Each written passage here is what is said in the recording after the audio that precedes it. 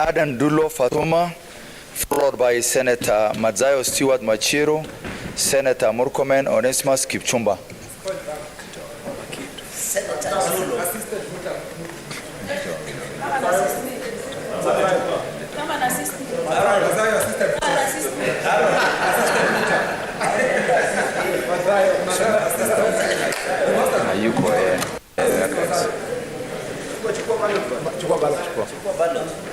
You need to be assisted.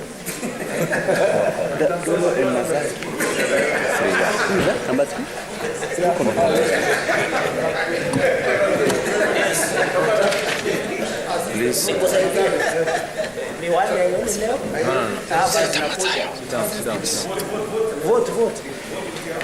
Vote. Senator Sotieno.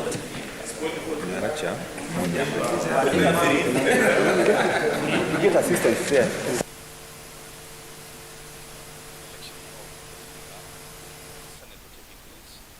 There are reasons behind it, and at this point I want to invite my colleague. We'll start with Senator Kajwang to tell us why the senators belonging to the Azimio One Kenya Alliance have staged a walkout from the chamber. Well, thank you, Senator Wambua. As Senator Wambua has already introduced, this is the Azimio Senate Parliamentary Group, and this day we had a very important duty of taking our oaths of affirmation and thereafter ensuring that we've got the right leadership that will make Senate truly the upper house of the legislature in Kenya. We have decided not to participate in certain processes that are currently going on in that house for the following reasons. Number one, we have raised serious objections to the clerk who is acting as speaker today on the marginalization and disenfranchisement of nominated senators. As you are aware, nominated senators were gazetted only yesterday in the evening and expected to come to the Senate today to elect a speaker and a deputy speaker. Nominated senators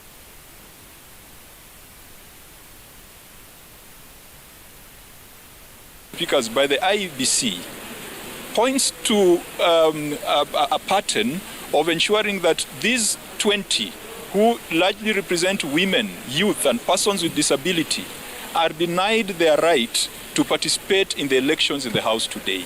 We have asked the clerk to adjourn the House to allow the nominated senators to put in their applications, and the clerk has dismissed us on a technicality. And we thought that that was not fair, and we felt that all senators are equal.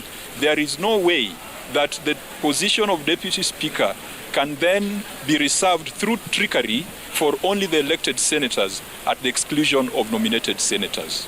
Number two, we have also raised issues around the integrity of some of the candidates who presented themselves for the position of the Speaker of the Senate. We cited that the House has previously indicted some of the persons who have placed their applications to be speakers of the Senate. And we needed a declaration and a determination from the clerk whether persons who have been indicted by the House should be eligible to run for the speakership of the House. As you are aware, the former governor for Kilifi, Amason Kingi, is one of the candidates for speakership. When I was the chair of the Public Accounts Committee, I produced several reports that declared Amason Kingi unfit to hold public office. We did many reports that directed the EACC and DCI to commence criminal investigations and proceedings against this particular person. Is that the person we want to sit in Senate that will be oversighting county governments? And I think the third objection that we raised was on the issue of fidelity to the law, particularly to the Political Parties Act. We feel that the clerk did not address the issues that we raised properly. We feel that the clerk was persuaded by the other side, and we feel that today the clerk operated just like Chebukati operated at Bomas. He was in such a rush to make a ruling when we had all the time to dispense with issues when we had all the time to allow our nominated senators to be part of this process, when we had all the time to investigate and assess the suitability, the integrity and credibility of the candidates who had put themselves before the House. That is why we have decided we are not going to be part of that charade, and I can assure you that this Senate is not going to be an acquiescent Senate. This will be a Senate that will always stand up for the right things. I want to ask the Secretary General of ODM and Senator for Nairobi just to say something. Thank you very much. Pretty much, pretty much have addressed all the issues that have been canvassed, but one of the things that has also offended us badly as senators is that we are being provided with the curriculum vitae of these people at this particular, moment in time when we are supposed to actually be making that decision on who to elect as the Speaker of the Senate. The problems that have been pointed out by my senior, Okongo Mogeni, with that procedure is that even we who went through the elections had been vetted properly to ensure that we have the proper documentation and qualifications to run for the positions that we were running for. So, for instance, Senator Mogeni has asked the question, have we been supplied with the integrity documentation of these people who want to be speakers of the assembly? Young people looking for jobs out there are even asked to produce letters of from their chiefs, letters from the EACC, letters from the police, certificates of good conduct. But here, somebody who's going to hold a very serious constitutional office cannot dare to produce a certificate from the EACC showing that he is morally fit to hold the office that he's looking for. So those are some of the objections we've raised. And even another issue on compliance with the political parties. Somebody has stated himself as a holder of a political office in a political party, a partisan position, and yet he wants to be a state officer. So we have not been given opportunity to interrogate the qualifications and suitability of some of these people presenting themselves to be speaker, and especially our strong objection to the party leader of PAA, because of the questions that have been raised by Honorable Kajwang here, who was the chair of PSC.